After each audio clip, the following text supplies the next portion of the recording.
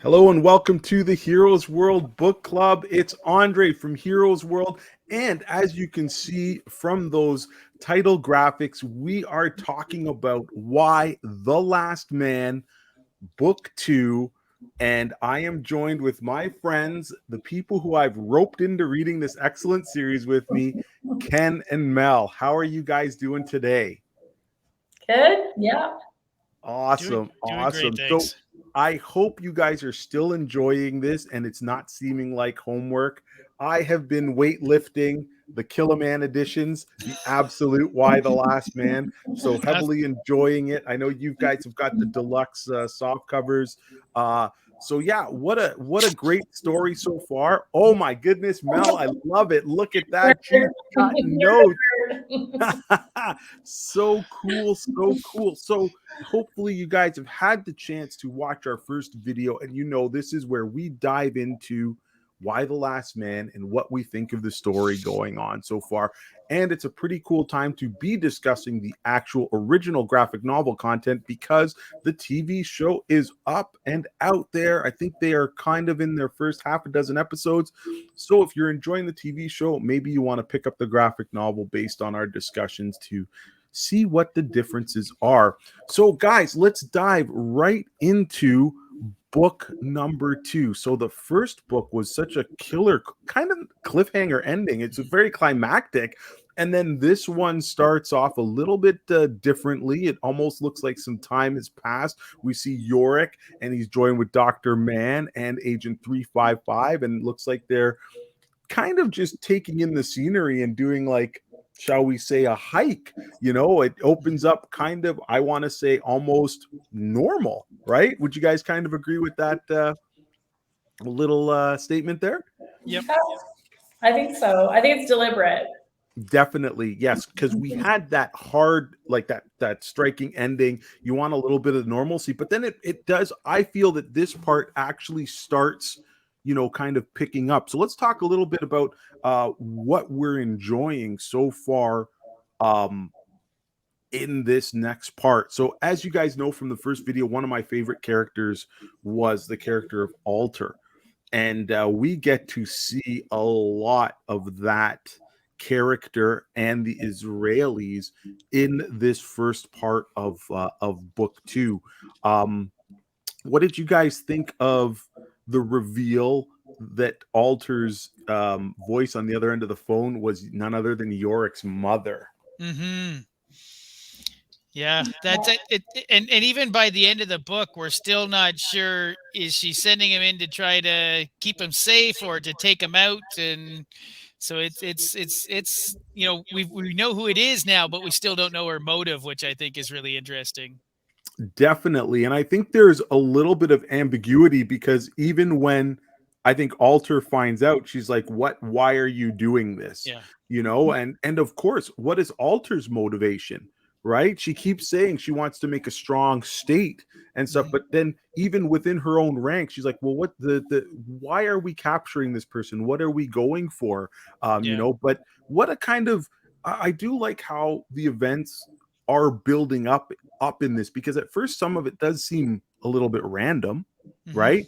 And then we see this one character, the Russian agent, kind of showing up and coming back, and you almost think, is this person like you know, got something wrong, or is it a red herring, a misdirection? And of course it comes out and we see it. Oh my god, no, she actually legitimately is from the Russian government, made this quest over here, runs into our crew and has to convince them that no, there's other people and they're coming down now. So I thought that was, you know, a really cool way to introduce the fact that there could be more than one man. So Mel, what did you think about that? Oh my gosh, I just loved, like, Natalia and 355. Those two characters for me, they were like, I know you're an Alter fan, and I thought there was a lot of really interesting political commentary. And I just thought, yeah, that was definitely cool. But 355 and Natalia, for me, just their dialogue and their mangled like Russian and English and their relationship, like for me, that was like, if I had to pick a favorite character for this book, it's like a tie with those two. Still love 355, total badass, but like Natalia's a total badass too. And seeing those two kind of work together to solve the problems in this book, I find like I really enjoyed that a lot. Yeah, I really liked how even though the situation's very stressful, there seems a little bit of that lightheartedness where she's trying to say in Russian, she's like, how do you say in English? And then 355 just literally says, hey, no, I speak Russian, let's go and do this and stuff. So it's so cool. Again, you're seeing the can we talk about the competence and the level of expertise that 355 is? We really know nothing about this, her backstory, but she can speak Russian and she can speak several different languages, and we keep it keeps layering more and more on what she can do, and you're right, it's absolutely cool. But yeah, not only seeing those two characters, but also the two doctors, the twins, coming from the what was it? Not a shelter. It's a facility. The facility shelter. Yeah, you're just like, wow. Like, again, just flawlessly integrating these things, and you're like, you know what? If I'm going to tell a story like this, how do I move the chess pieces around the board in an interesting enough manner that I can tell these stories? And again, I really credit Brian K. Vaughan for this. I feel that there's a lot of thought put into it. There's no wasted panels, nor so far have we had any wasted characters. Every introduction has meant more than just, I need to put this person here, or I need to stage this type of scene in order to trigger a response from my reader, who is the audience, right? But yeah, like the whole train fight scene was just awesome, and then they come to the realization like, oh no, we can work together. So I already think there's a level of difference between how there's a female perspective on these things, on how they interact with each other, that's already been more so changed than if this was your end of the world story with Will Smith, or with a man in charge, or doing something like they don't have that. It's not the brawn bravado. It's like, hey, let's stop. Let's think about it. Who are you? What are you doing? Oh, okay, let's dialogue now, right? So I think that's really, really cool. And again, the question, like, are you sure? How do you know they are the cosmonauts are landing here from the space station? Yeah, who do you trust? There's so much of that with the geopolitical tensions. Like, there's a lot of you see the ninja character coming in. You see all these competing interests, right, from around the world, trying to game this to their benefit. And what I find so interesting is the tensions aren't just global, but they're national, right? You have this like Daughters of Arizona, and now it's like the states. It's like they're devolving into some kind of civil war. Yep. I feel like that's a really interesting theme that they explore throughout this book that I really enjoyed. And Alter, she gets a lot of dialogue where they actually talk about some really heavy things about having an external enemy to sort of bring people together, and it might even, the end might justify the means if you have to lie and create this boogeyman to keep people all on the same side, which I thought was really interesting. Like, it really feels like there's a lot of political commentary. And not only that, but I like the way the information is disseminated. It isn't over your head heavy. It's not a poli-sci textbook. No, it's very organic.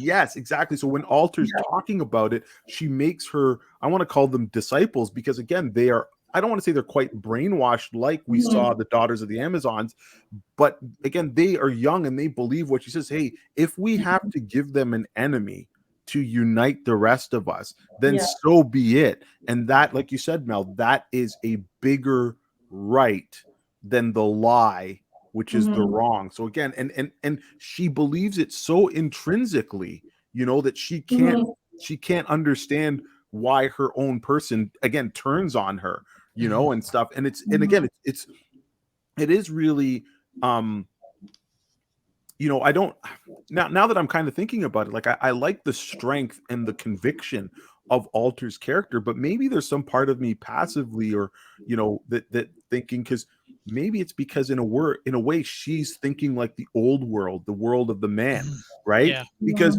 That's when she finds out, when she's offered the deal, she's like, hey, we're gonna trade you 2 cosmonauts for Yorick. She doesn't even believe them. She's like, yeah, let's just go back. We're gonna watch them with a sniper rifle. We're gonna ambush them. I've got no intention of honoring this deal. And then she breaks out the rocket launcher, and she's like, yeah. oh my God, It's an amazing line that I just love. Like the writing, there's so many things I love about this series, but the way that the pictures and the words come together, like the art direction is just so beautiful, but the writing is so strong. Like, Yep. yeah, so this line, sometimes we must do terrible things for peace. Like, that's such a great line. Yep. Like, it's really thought provoking. Like, it's not just a comic book, you read Right. it and it really makes you think deeply. And I think there's a lot of subtle undertones, like you picked up, Mel. You're talking about the political stuff and how and how one line is so powerful. But I think also, and again, we got to talk about when this book came out. And I think it was saying some things that are truly apparent now in society, but they went back. Like when we see the astronauts, and they get into that little bit of that fight between the 2 males, and they're like, oh, you're trying to sabotage my suit, and why would you do that? And we don't know at that point, but we're thinking, okay, even men in space and the last of their race are going to die. But then we kind of find out the reason why, and I really enjoyed this part of the story, because it was so unlike how it could have gone. So you have the astronauts, they've got to jerry rig their escape pod to land, and they've got to work together, and there's very slim chance that it's going to come down. We've got Alter firing the rocket, so there's you're just like, oh my God, what's going on? Yorick's in trouble, he's getting tied up and stuff. But then we see the crash of the escape capsule, and it's starting to go in flames. And then the first cosmonaut comes out, and it's the female, and she's crying, and she's like, oh, you've got to get them, you've got to save them. And then 355 just pulls her back, right? And the thing goes up and blows up. And there's that great line where they kept saying women and children first, women and children first. They made me go first. And then you start thinking, you're like, okay, why? We get to the next part of the book, and then she reveals that I'm pregnant. And you're like, okay, yes, life. You're even trapped in that space station. But then she's like, who was the father? And she's like, I don't know. I love them both so much. And it made me think, I'm like, oh, that's kind of, odd or awkward. And then I started thinking, no, like I think in our society, even right now, we're seeing people who say they want to build families, and they have families, and there's people who saying, sharing fatherhood, sharing motherhood, but also saying, I have a friend that can't conceive, and I'm going to give of my parts or of their parts or whatever. And I think, wow, this is almost making me think of, this isn't the nuclear family isn't the only thing, and isn't the norm. And I'm like, what a nice way to kind of put that into the story without beating us over the head with it. But again, if you are aware and you're reading and you're taking that in. So I don't know if that, triggered in your minds is that, but I remember thinking like, wow, this is ahead of its time to do that. And it wasn't playing up that it was, a promiscuous relationship. I really got the thing that was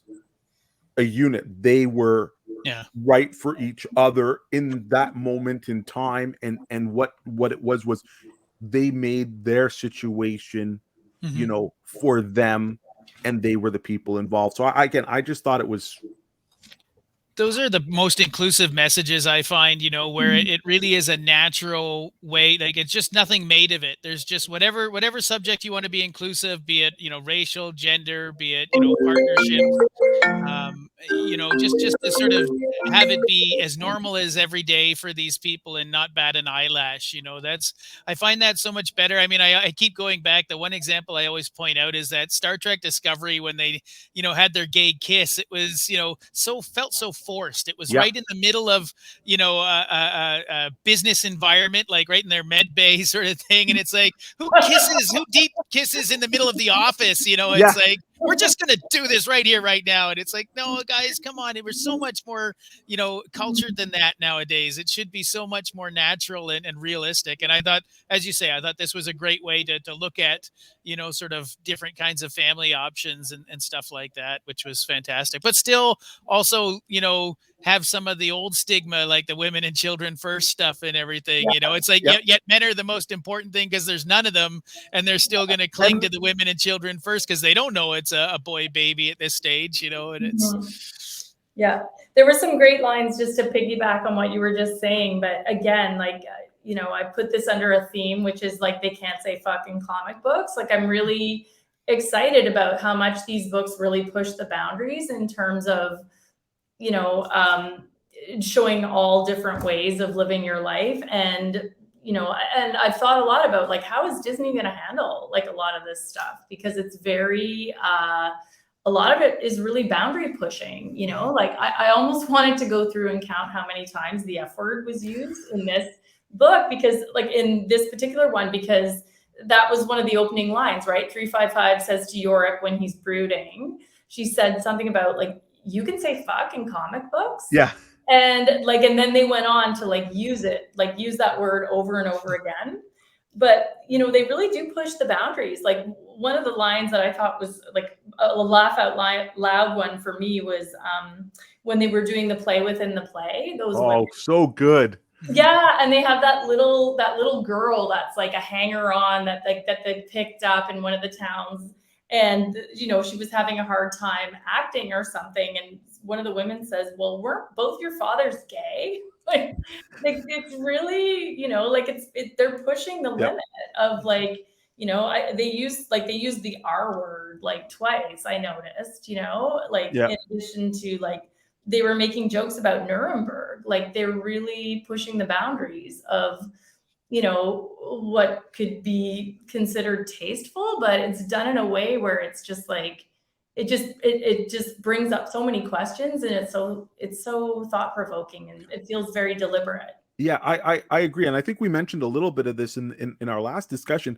Again, none of it is being glamorized or sensationalized. I really get the feeling that this is the way these people will talk, and that way it feels genuine and sincere for what the dialogue and the situation is going through. So while they do have some moments where you might say, oh, that's a little crass, or oh, it's maybe not politically correct, but there are people around who are not politically correct, or there's some people that are rough around the edges, or they'll talk in a certain tone or way. So I feel that in this particular book, how Brian K. Vaughan was, it just feels extremely real, and I genuine is the only word I can use, because it's just how all of the people act. They feel less like two-dimensional people in a book than they do feel like, I feel that this person can pop out of the page, sit and have a dialogue, and I can almost know the type of language and discourse we're going to have and stuff. And yeah, it just feels, it's just really, really good. And Mal, I'm glad you brought up the play within the play, because I think the first, 3 kind of separate chapters, like every one of them felt different, and they all added so much to the realm. Like, we get the part with the astronauts coming down, and then you start thinking about the world in general. You say, oh, okay, well, if these 2 doctors kept this research facility or this safe haven around, there must be others. So you're like, okay, the world might not be in such a bad state. And then you understand that there's people like Natalia who are like, no, it's our job to perpetuate the species, so I'm going to change. I'm not going to go back. I'm going to stay here. I've got a new duty, my duties to humanity. But then we see, like the first chapter, or not first chapter, but in the first book, we saw Maryville, and we saw a section of the world run by women, and it was content. And then we get this all-woman troupe, this all-woman troupe that is going around from town to town or place to place to entertain. Fish and bicycle traveling theater. Like yes, the traveling theater. Shout out, like you guys know the quote, obviously, right? A woman needs a man like a fish needs a bicycle. Just like the cultural references are so good. They're so on point. It's perfect, because even when we get to that part, you're like, you see, again, he's doing a great job of rubbing in the people who are the old. Like the mayor comes and they're like, oh, can you just reenact this soap opera? Because we just want that. And they're so mad. They're like, no, I can give you something more. Can't we have theater? Can't we have this? And I really love that, because there's that passion involved and stuff. And then right away we get a little bit of that mystery, because they're like, what's that noise? And it's poor Ampersand, and they find Ampersand. And then the mystery, and somebody goes, oh, who would put a diaper on a monkey? And they're like, is that man parts or whatever? So again, a little bit of humor. They make a man in the boat reference too, which I thought was really funny. Yeah. The man in the boat do that or something. Like it's so clever. It's just so good. And then it starts making you think of all the great literature where you're like, oh yeah, the play within the play, or the story within the story, and that's a very Shakespearean thing. This. Like, I seriously, like the Shakespeare thing, like I could just nerd out on this like all day long. Like one of the opening pages, right, is Ampersand doing with the skull thing, right, and it really sets up the expectation that this is going to be a framing kind of narrative. And so I went back and kind of, brushed up on my Hamlet. And the big challenge with Hamlet, right, is he has to decide whether he's going to avenge his father's death or he's going to commit suicide. And what I saw in this book was I saw Yorick evolving from Yorick the clown or Yorick the jester to Yorick as Hamlet, where he's sort of in this existential crisis. Is he going to avenge his father's death, or is he going to commit suicide, right? And there's that amazing scene, that chapter with Agent 711, where safe word. He's safe word, right? He's got to work through that literally, and like the Shakespeare, like all the references are so rich. And in fact, I think the play within the play, there was 2 acts to it. One was tragedy and one was comedy, right? For Shakespeare's 2 sort of play genres, I guess. And like it's really interesting how literary this series is. Like it's literary, and then it's like it's got all these awesome cultural references, like what was it, Ensign Chekhov, and like and they talk about Superman. Like Frankenstein, like Mary Shelley's Frankenstein, like, oh my gosh, Abbott and Costello, like there's no end to it. It's awesome. And then they name checked a graphic novel that, I mean, you guys might be familiar with, Preacher.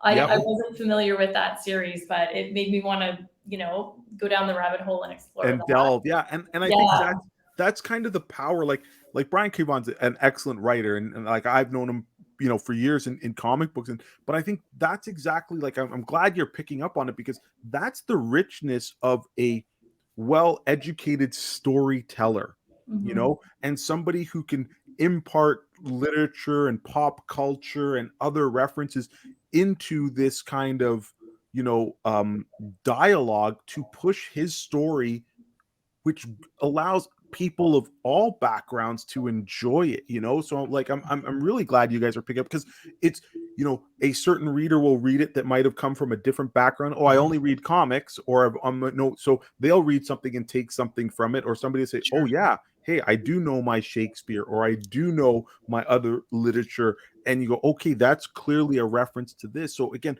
kudos to being able to put it in, but also putting it in at the right moment and having the sense to disseminate it within the play, and not just, he's not name dropping or theme dropping or throwing it out. He's building it into his narrative.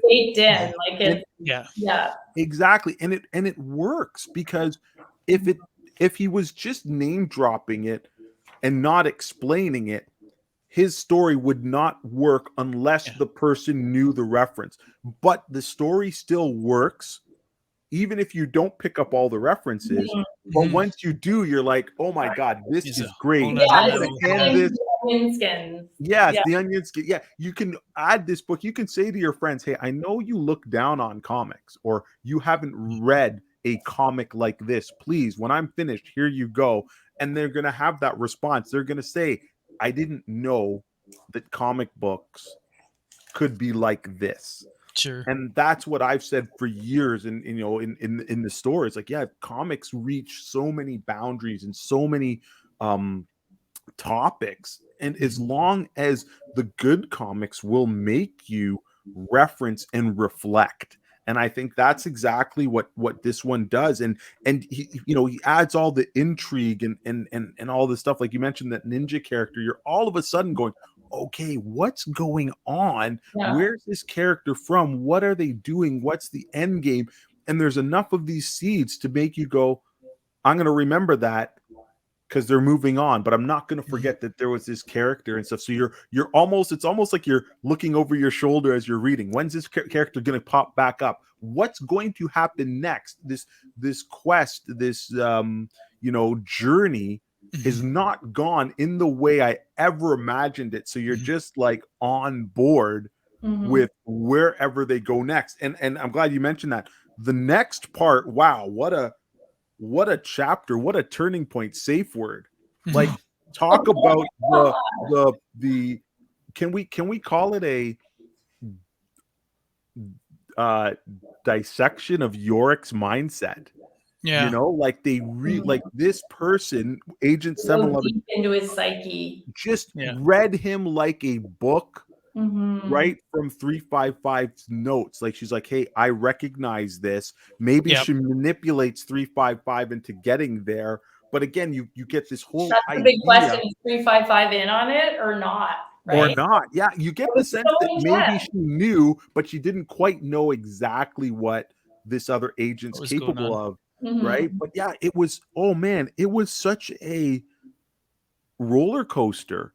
You know, like, because at first, and TNA too. Like, I just like there's parts of this book that are like, you know, I do have moments where I'm like, I get a little uncomfortable with the representation of women. Like, it does feel like, and I don't know, I'm kind of like trying to weigh it out in my head, because I'm gonna guess that this the graphic novel genre maybe skews a little more male in terms of leadership than female, right? So like, I've always enjoyed graphic novels, but you know, I don't go as much into like the superhero kind of comic book stuff. It's more like the Adrian Tomine or, you know, that kind of thing. But, you know, when I saw her, like the way she was drawn and just like what a bombshell, like sex symbol she was, I just like some of the characters, I find that like Natalia even, right? They draw her like a total fox, right? And the ratio of like super hot chicks to like mediocre hot chicks in this book is like,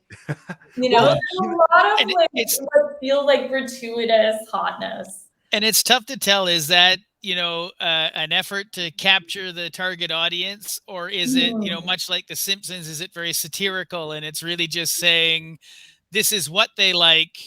How, you know, how dumb is this to sort of expect this? And it's sort of like, so it'd be really interesting to see an interview with him to see what his take on it is. You know, what was his real intention in sort of, you know, glorifying some of the you know, over sexualization of the women here. You know, was it to point out how badly we do that, or was it to a bit of a sellout to capture his audience? You know, yeah. Well, I'd never give you an honest answer, I'm sure, but yeah, I think there's a couple things at play. So I'll start answering your question, Mel, a bit. So this particular book, when it came out, it was published by DC Comics, and DC Comics has an imprint called Vertigo, and Vertigo was definitely their adult minded comic books. It was your adult genres, so it was not your traditional superhero stories. There was obviously, as you can see, there's adult subject matter, violence, sexuality, and cursing and stuff like that, but also bigger themes. And also the thing for Vertigo Comics is they're finite. they are not an ongoing indefinite series. So I talked about this comic being 60 issues. So most Vertigo series, they have a beginning, middle, and end, and then they wrap up, and you can do these cool graphic novels and different iterations and stuff. So I think it already knew that its audience was an older audience when they did this, but also at the time, the graphic novel sales now are almost evenly split, if not more selling to females than males.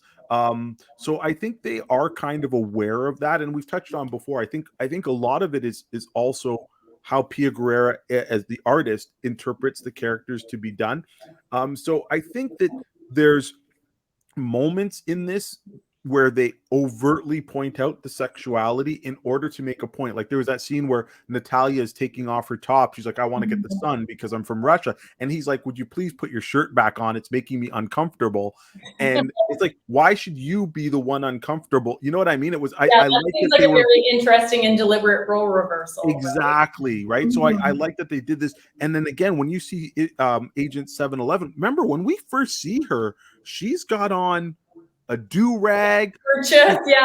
She's got on, I literally picture her with this, you know, almost like not macrame, but this, it's almost like a smock. She's definitely the anti, like she literally looks like just your old aunt figure or whatever, that stereotype and whatnot. And then all of a sudden you then hit it and you're like, when you flip that page and it's like what York's tied up and you're like, oh my God, where did this happen? I think it's a very deliberate, like throw water in the audience's face to make them open up and say, holy crap, what the heck is going on?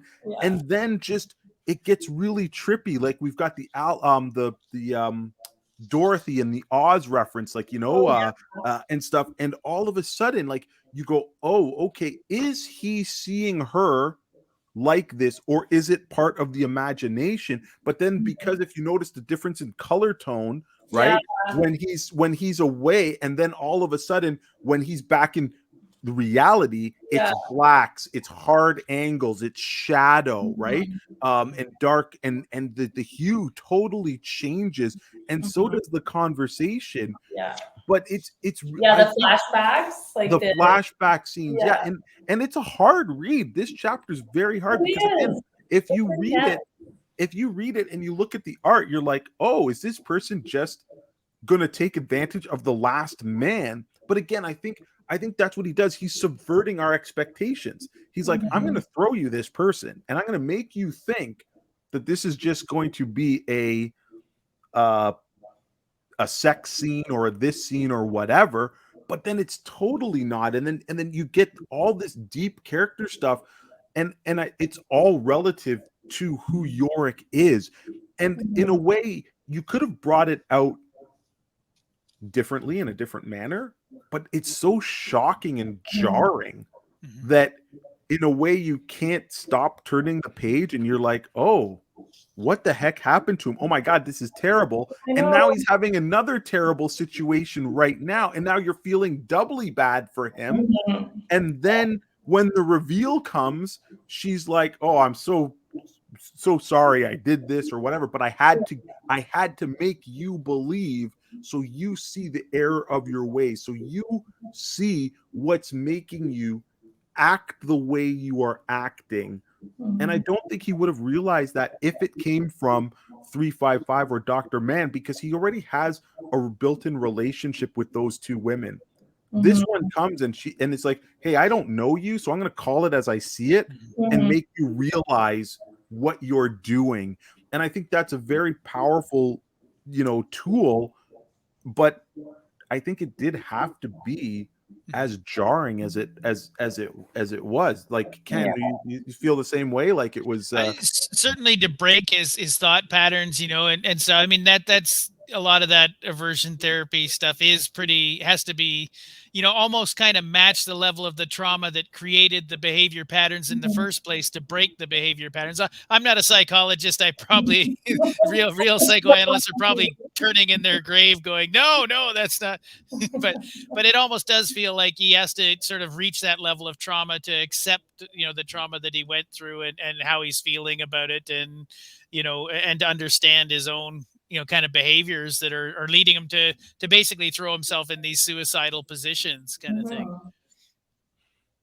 Yeah, it's part of his, like, again, like, I just see you can see the character arc, right, starting to develop. Like, I found him in the first book, to be honest, like, I loved 355. Like, she drew me in right away. But York's character, I almost found him to be a bit of a caricature. Like, I didn't really relate to him as like an actual person, as a character. But like, I found in this book, you really start to see him develop as a person, and like, he had some awesome one-liners. Like I had a few laugh out loud moments just with the lines they would give him, and then just the art. Like, it's always, like, for me, it's the juxtaposition of the dialogue with the art. Like, it's just sometimes just the way they, like, the way the two work together to create tension or humor or suspense. It's so artful. It's amazing.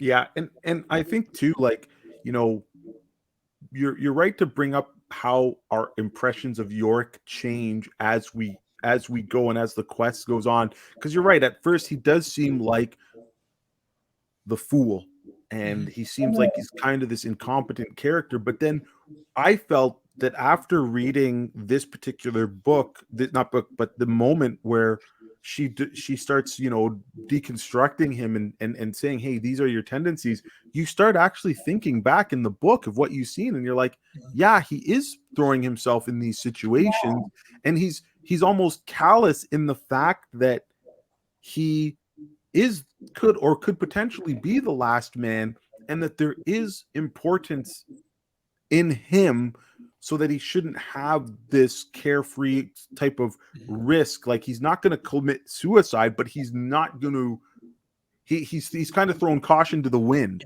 and he's almost like, I'm going to put myself in a situation where I can die because I feel like I don't deserve to live. And I think that's a very, very strong, you know, message, and it's a very strong thing to try and break and to deal with, right? So again, this was just, you know, delving into his psyche, and when he remembers, you know, not going out of his house. Like, remember, there's that really graphic scene, I think it's the most graphic scene, where he comes out and he's at the top of the staircase of his apartment, and he sees all the dead people, and he sees the mother holding her unborn child, and she literally, and he goes back in, you know. And I think he doesn't want to deal. Yeah, he doesn't want to deal. And I think that's the first moment where it really, I think the book gets graphic about the very situation. Like, if this was a Walking Dead type of thing, it could have been, yeah, let's show all of the gratuity and dead bodies decomposing and decaying, but it's not really, you know, that way. It's almost, you know, because again of the color palette of the story and the clean lines of the art and everything, you can almost forget the situation until you're forced to face that in a moment like he is, and it's a traumatic experience. And then, you know, I really, you know, I really feel at the end of that his therapy session, or whatever we want to call it, like him having succumbing to that, and the whole not drowning, and he's rising in the water, like, is that vision. I really like that. It's the will to live. It's the almost baptism like and rebirth and all that. Yeah, exactly.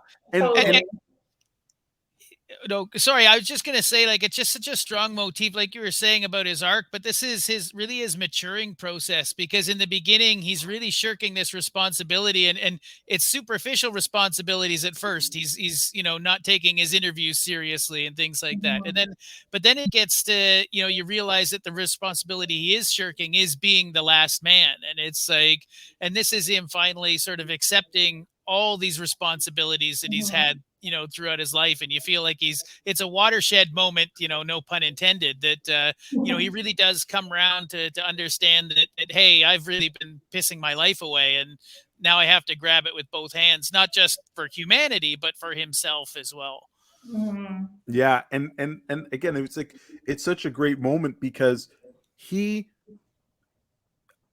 he really feels that he's in danger. Like she's got him tied up, she's got a knife, she's dunking his head. But then there's that moment where he fights back and he's like, no, I want to live. And that's it's a great, it's great. It actually doesn't even say I want to live. He's like, I don't want to die. That's right. And that's again, true. the language is so An interesting important. distinction. Yeah, and it's fantastic. And he runs out of the basement because he's been told that this is a dungeon, and he's like, we're far away from where we are, and he runs up and it's just the basement of where he was, and he's like all disheveled, and then Agent 711 is back to normal. Yeah, about how we create our own demons, like we create our own, it just feels like so much of this is happening on so many levels. And that deep dive into Yorick's psyche did feel like it was a bit of a statement about, how we kind of create our own monsters and let them kind of control us. Yeah. Like there was another interesting, just one more thing about that scene that I found so fascinating, but he was describing about that, like it was so disgusting, but the tissue with all the flies all over it. And she was like, that's the worst thing like that you can think of. And like, meanwhile, he'd lived through this apocalypse and he'd seen, these dead people everywhere, but that didn't come to mind in terms of like, one of the worst things he's ever seen. And she called him out on that. Yeah. And it was like, you really got the sense that he was just in denial and just wasn't really able to process what was happening. And he did seem in some ways to be on a bit of a suicide mission. Like it was, almost like a Leaving Las Vegas, like Nick Cage kind of thing, where it was like, he wasn't out and out committing suicide, but he was putting himself in all these situations where it almost seemed inevitable that he's going to get injured or succumb. Yeah, he's going to die. So yeah, it was, again, I think it's funny how these particular stories built up, because we have that, like I said, that action packed, we've got the humor and the reflection of the play, and then we get this, which is just this kind of stark moment, and again, it really makes you think. So it's almost like each one made us think in a different manner, right? So I love how it was, especially to reread it. Like, again, when I first read this series, I was reading it month to month when it came out, right? But now to read it all again and to see it's just like, wow, look, because that's like 15, 20 issues there in those story arcs, right? You're just like, wow, that's, again, hella good writing, and I don't know if he thought of the impact of what it would be to read it all together, because it definitely plays a little bit different, for me anyways, on that. But then we get to the kind of the final part, and I know we want to kind of wrap it up here, but I want to get your final thoughts on the return of Hero. Yeah, I mean, I despise Hero. Me too. I just don't like her character at all.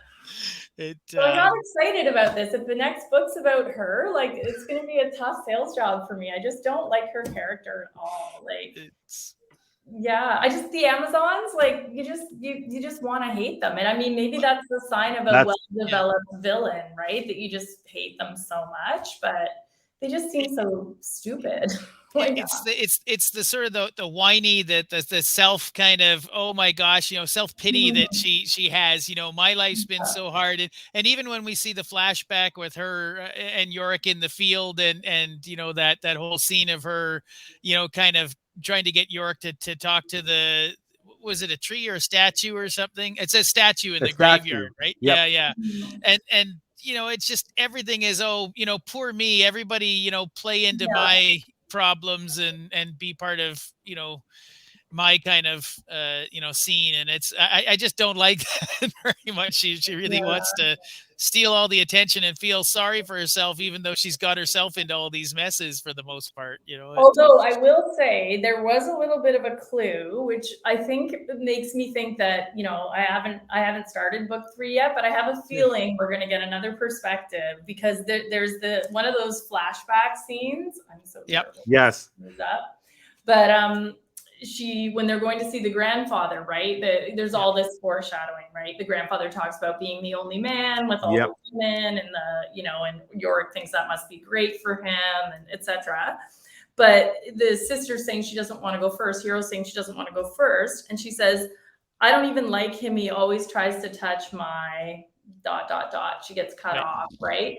So I have a sense that we're going to get the backstory about, you know, all the things that happened to her as a woman that made her distrust men and made her vulnerable to that kind of QAnon. Yeah, no, for sure. I think, you know, what this story definitely does is it frames characters in a certain way when we first meet them, and then our perspective changes as the lens of information comes. So I think with Hero, we've seen some of that stuff, but we're definitely going to get more. She is definitely a complex character, especially as you know, like, you know, Hero and Yorick, you know, it's going to be, you know, they are important, you know, kind of intertwined, and they're, I don't want to say they're opposites, but there's a reason why he chose to have, you know, a brother and a sister combination and how he's doing it. So it's really cool. But you know, I definitely love it. So my last question, I'm gonna throw this out before we wrap it up. I'm gonna start with you, Ken. Where do you see the story going from here now that you've read 2 books? And I know we talked a little bit about it not, you know, being part of our what we thought it would be like. Sure. But do you have any there's two sort of things that you know strike me. Number one is how different book 2 was from book 1. Like book 1 was all about the struggle to find the truth. You know, what were the answers out there, because we had no idea what was going on. Whereas book 2, we know, you know, kind of who everybody is, but we don't know. We know their mission and everything like that, but we don't know if they can get there, if they can overcome the obstacles in their path. So are they strong enough to get there, kind of thing. And so we're learning more about the people. The first one was learning more about the problems and the issues, and the second one's learning more about the people. So in that sense, I have no idea where book 3 is going to go, because I expect it to be as different attack as 2 was from 1. The thing that concerns me about all this is he's building up quite this trail of bodies behind him, where every woman he has a relationship with winds up dead as soon as he leaves them. And I haven't had enough yet to try to piece together, is this a metaphor? Is he talking about, you know, the inability of men to cultivate long-term relationships with women and just sort of burn through them, kind of thing? Or is it just a device he's used so far? Like, I want to see where that goes in the next few books. Is this a pattern all the way through, or is this something that's going to, you know, haunt him all the way? And does it have some greater meaning for us? It's interesting. As you say, it's like, it's this big onion, and we keep peeling back layers, and I feel like we're barely scratching the surface at this point. So interested to see where it goes next. All right, Mel, same question. Do you have any predictions at all, or where you think the story could go? Plot wise, no, but in terms of like thematically, I feel like the first book really sort of laid out the premise, right? We were sort of introduced to this idea of the gender side and, you know, kind of the implications of that globally. And then I feel like book 2 was really about sort of developing Yorick's character. And my sense is that book 3 is going to be about exploring Hero's character. And, you know, I think obviously Ken and I are on the same page. She's not our favorite character, so I can only hope that she sort of transitions into a place where she's more likable. Yeah, I'm curious to see if these books are all kind of character focused, right? Is there going to be a novel? Is there going to be a book that's all about 355? Or, you know, eventually I assume we're going to get her backstory and learn more about the Culper ring, and, you know, that she started, or she joined when she was, what, 11 or something? Like, she was young.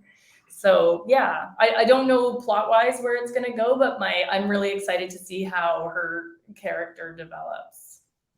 Very cool. Well, I hope you guys are still on board and enjoying it. It sounds like you are, so that makes me very, very happy. And hopefully you out there who are watching this video, hopefully you've thought that some of our discussion has been interesting and intriguing. And hopefully if you decide to pick the book up, it has something to do with what you heard here, or maybe our discussion has made you want to reread your copies of the book. It's an excellent series. It's available everywhere. We highly recommend it. You can get your copies at Heroes World or your local comic store. And I highly recommend that you do so, especially if you want to delve into the TV show. And speaking of the TV show, we've got lots of different content right here on YouTube for you. So make sure you like, subscribe, and hit that bell to be notified when we do all kinds of cool stuff. So thank you very much, guys. Thank you, Ken and Mel, for joining me. And we'll be back for Absolutely. book 3. You Yay. bet. Can't wait.